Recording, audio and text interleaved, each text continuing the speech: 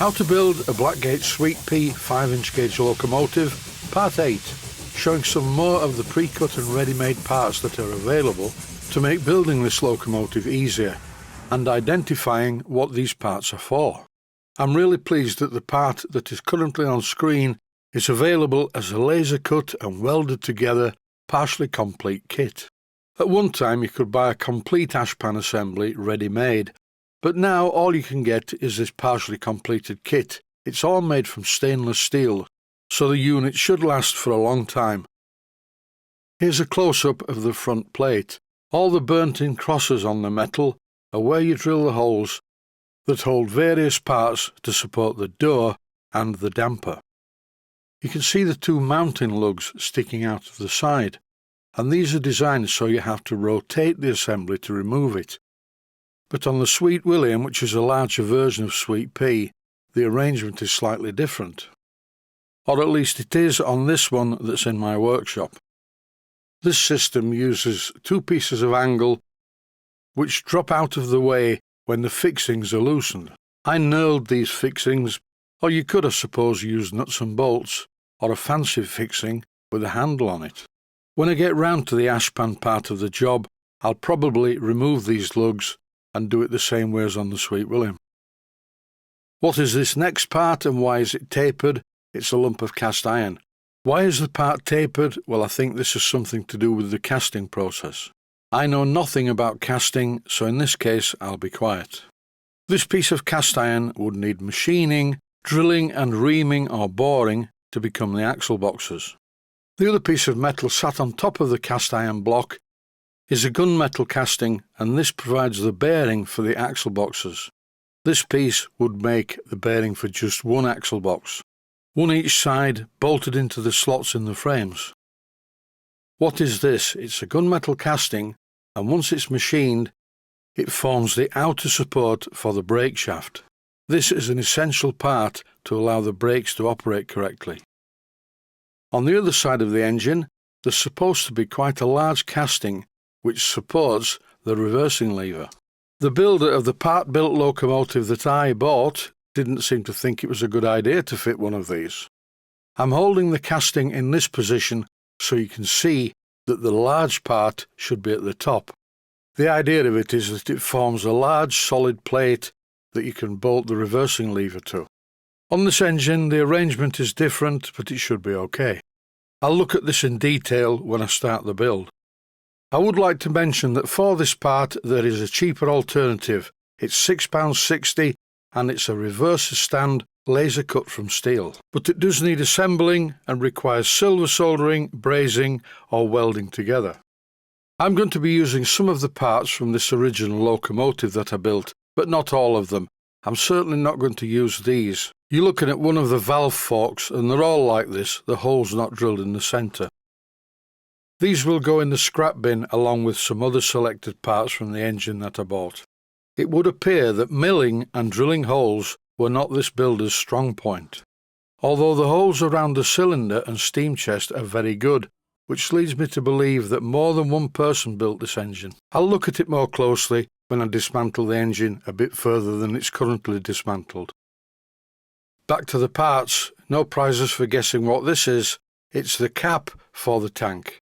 I already have one of these made from aluminium, but given a choice I think I would make the cap from gunmetal. It's heavier and will look better. These are parts of the valve gear and also on the right hand side the crosshead, and the crossheads are not built as per drawing. To hazard a guess I would think that the builder didn't have a particularly accurate or good milling machine. You've already seen the state of the valve ports. That's why the builder, I think, opted for a fabricated crosshead, not a milled out of a solid block one. This kit of parts is quite interesting. It contains two crosshead front panels and two return cranks, slightly better made than these.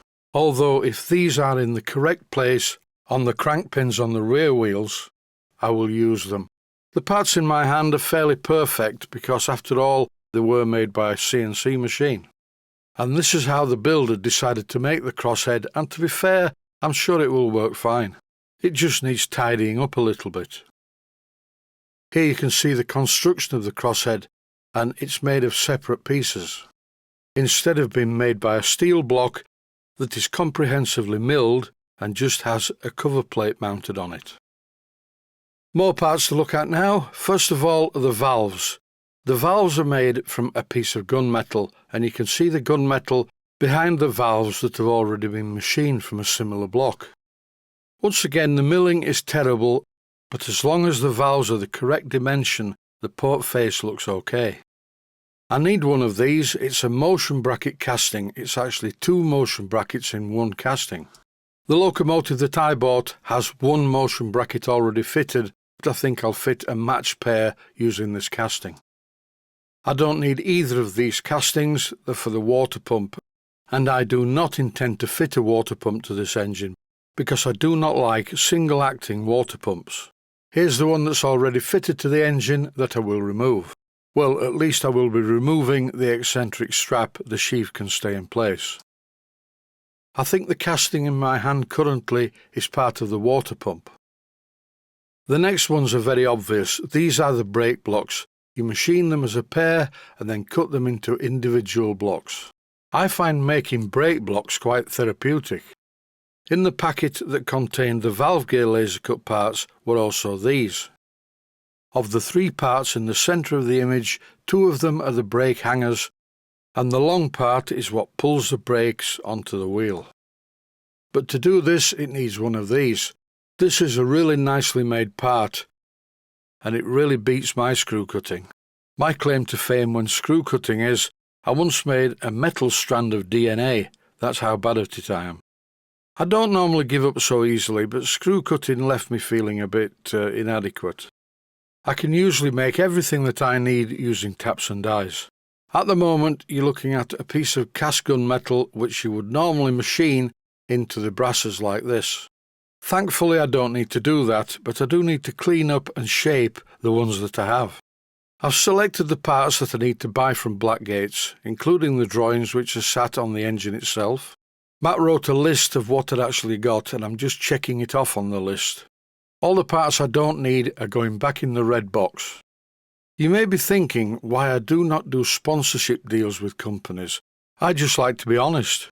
I frequently get emails from Chinese companies mainly, offering me free samples to review, but I don't think my reviews would go down too well. To be honest, I really can't be bothered with it, and I don't have the time. Here's something interesting, and I'm going to buy one of these. It's a metal thing in a plastic bag. It's not part of a sweet pea, it's something that Phil at Blackgates uses on one of his engines. Can you guess what it is? All the parts that I require to complete this build I now have. In the next couple of weeks I'll take a trip across the Blackgates and take the parts back that I don't want, and we can tick off the checklist, and then I'll pay for the parts that I need. Stay safe, stay healthy, thanks for watching, and I hope you found it useful.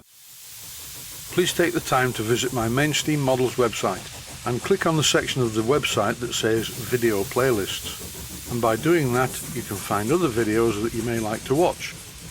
And by using the playlists, you can actually watch the videos back to back.